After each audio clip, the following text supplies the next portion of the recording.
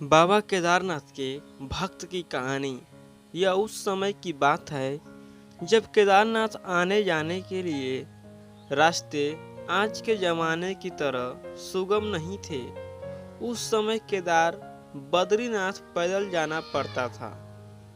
उस समय बहुत से ऐसे लोग भी थे जो कि वहां जाने के बाद कभी दोबारा लौटकर नहीं आते थे। ऐसे लोगों की भारी संख्या थी। उसी जमाने में भोलेनाथ का एक महान भक्त भी रहता था। उसने तय किया कि वह भी भोलेनाथ के द्वार पर जाएगा, इसलिए वह इस महान यात्रा पर निकल पड़ा। पूरे रास्ते भर वह केदारनाथ जाने के रास्ते के बारे में लोगों से पूछता रहा। हर एक पड़ाव पर लोग उसे केदारनाथ का रास्ता बताते रहे। ऐसे करते करते कई दिनों की मशक्कत मेहनत के बाद वह केदारनाथ धाम पहुंचा।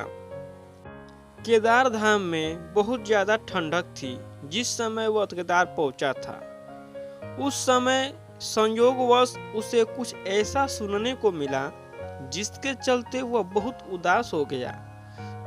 दरअसल उसे केदारनाथ मंदिर के पुजारी से यह पता चला कि वह भक्त थोड़ा गलत समय पर आया है, क्योंकि दिवाली का पूजन हो चुका है, इसलिए अब मंदिर के दरवाजे कपाट भी बंद हो चुके हैं। यह सुनते ही मंदिर के कपाट बंद हो चुके हैं कि बस शिव भक्त जोर जोर से रोने लगा।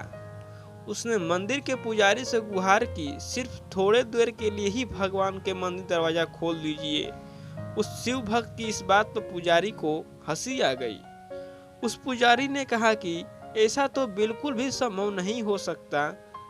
भक्त एक बार और गुहार लगाए, पर पुजारी पर तो कोई असर ही नहीं पड़ा। पुजारी ने भक्त से कहा कि अब तुम 6 महीने के बाद ही आना। अब तो तुम्हें 6 महीने के बाद ही भगवान के दर्शन हो पाएंगे। 6 महीने कपाट बंद रहते हैं और 6 महीने कपाट खुले रहते हैं। ऐसा सुनते ही वह शिव भक्त बिलख बिलख कर रोने लगा। उसने फिर से दर्शन पाने की इच्छा के चलते सभी से गुहार लगाई, पर निराशा ही हाथ लगी। उसे लगा कि वह कितनी भी मेहनत कर ले, दरवाजे पर आया और अब उसे निराशा होकर लौटना पड़ेगा। वह इसी सोच विचार में डूबा हुआ वहां घंटों तक बैठा रहा। उसे पता ही नहीं चला कि कब सुबह से शाम हो गई। लगातार रोने से उसका हाल बहुत बुरा हो चुका था कि तभी अचानक उसने किसी के कदमों की आहट सुनी। उसने नजर उठाकर ऊपर देखा तो पाया एक सौम्य चेहरे वाला साधु उसके सामने खड़ा था। उसने साधु उस भक्त से कहा कि पूछा, बेटा तुम क्यों रो रहे हो, तुम्हें क्या परेशानी है। इस बात पर भक्त ने अपने आंसू पोंछकर साधु बाबा को अपनी सारी आपत्ति सुना दी।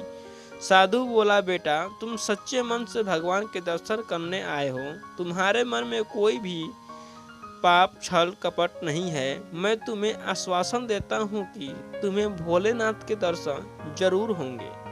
तुम ईश्वर पर भरोसा रखो। साधु बाबा के मुख से ऐसे सकारात्मक शब्द सुनते ही वह एक कदम प्रसन्न हो उठा। खुशी के मारे उसको कब नींद आ गई उसे पता ही नहीं चला।